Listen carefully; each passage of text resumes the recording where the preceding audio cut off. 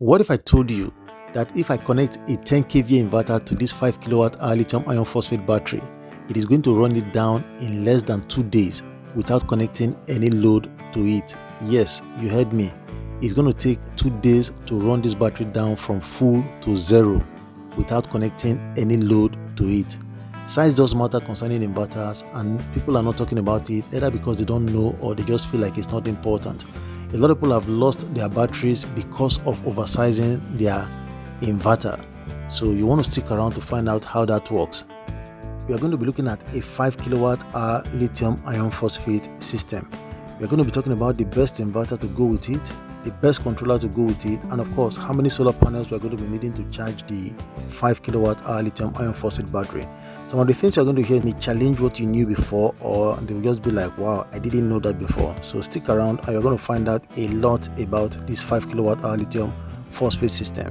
Now, for starters, I just got this system, and of course I've been installing it for people because I do installation. That's what I do for a living. And at the end of the day, I understand how the battery works, but then having it now is going to give me this advantage of knowing even more than I knew before about the battery. So just to give us a heads up, we're going to find out exactly how many 200 amp hour batteries are in this battery, and of course we're also going to know the best kind of inverter we want to use with this battery. And of course we're going to talk about the charge controller that we're going to be using for this system. Now, nothing is written on stone when we're talking about a solar system. For instance, in my part of the world, we don't have 24 hours power supply, as you would have known if you are watching my previous videos. In my place, I'm more or less off the grid, and I have people who get up to 12 hours power supply throughout the day. So it just ranges from 0 hour to about 18 hours. I don't really know people that get 24 hours power supply, if there are any. So that gives you an idea of how different we're going to approach this subject. So I'm going to try my best to consider everybody. So the point is this: if I'm living in an off-grid situation, I'm going to be depending more on my solar panels than someone who is in a place where they're getting 12 hours power supply on a daily basis. So I hope that is clear. And to some extent, it's also going to affect the inverter that I'm going to be using. Think about it for a moment. If I'm off the grid, everything I'm doing, I expect to be doing it with my solar system, pumping my water, every other thing, ironing my clothes. I will be depending on my inverter, so that will affect the size of inverter I need to get. So those are some of the things we're going to be talking about today. Looking at your screen right now, is a 3.5 kVA inverter, and the 3.5 kVA inverter translates to 2800 watts, which you can see written on the side. I used to get confused with kVA kilowatt, but today it's been simplified for even a layman. So what you just do is multiply your kVA by 80% or 0.8. That will give you the value of your watt. That's how you find it out. So that's it. Then the issue of why should I use the 3.5 kVA for a 5 kWh lithium iron phosphate system? Well, in my situation, most of the things I power with my system, this 3.5 kVA can do the job. Of course, I cannot connect everything in my house to this 3.5 kVA. It will be above the rating of the inverter, which is 3.5 kVA or 2800 watts. How does it work? My pumping machine draws about 1800. That's my submersible pump for pumping my water.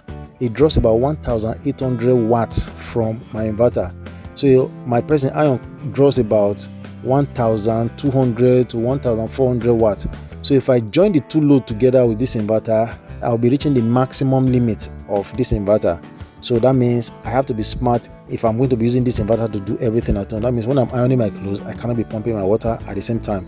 So that's one thing to note. Also, I cook with my off-grid system, not this system though. So that means I'll need a big inverter. Generally, if I'm cooking, I cannot allow every other thing to cease. I should still be able to do one or two things. Then of course I have quite a number of freezers, which I'll be talking about in another video together. We're doing a video exclusively on my freezers, what I do with them and everything. So that's a video you guys should be looking out for. I'm already planning how to go about the video. Let's talk about why sizing your inverter is important. A lot of people don't know that the bigger your inverter, the more the power it draws when it's on standby mode. I've tried several inverters and the story is the same. Now, on your screen right now is what a 1 kVA inverter is drawing. No load is connected to it. So that tells you that just connecting your inverter to your battery is just drawing power without getting it back. So if this 1 kVA is drawing 14 watts from your battery in one full day, you're going to draw about 336 watt hour, which is about 0.5 kilowatt hour in a full day. Nothing is connected to just your inverter. If you're living in an off-grid situation, that's something to consider, because you are going to be putting your inverter on throughout, and your only way of getting charged most likely going to be from your solar panels. So that's exactly my situation. That was how I got into investigating this. Now, the 2.5 kV I have, the power that it draws when it's just on without the fan and anything is just about 38 watts. So we approximate it to be 40 watts. So in a full day, when you multiply by 24, you're going to get 960 watt hour. That's what is going to draw from your battery in a whole day. So that means you're going to lose 1 kilowatt hour from your battery by just putting on your 2.5 kVA inverter. Now, going to the 10 kVA, which I started this video with, if 1 kVA consumes 14 watts and we are taking it up like that, a 10 kVA pure sine wave inverter, notice we are talking about pure sine wave inverter, at the end of the day, your 10 kVA is going to draw approximately 140 watts just turning it on without any load connected to it. So if you multiply that by 24, you're going to get 3,360 watt hour, which is about 3.5 kilowatt hour that you are drawing in a whole day, all because you are connecting a 10 kVA inverter to your battery. So that's why you heard me say that in less than 2 days, just connecting your 10 kVA to your 5 kilowatt hour lithium ion phosphate battery, it is going to run it down to zero.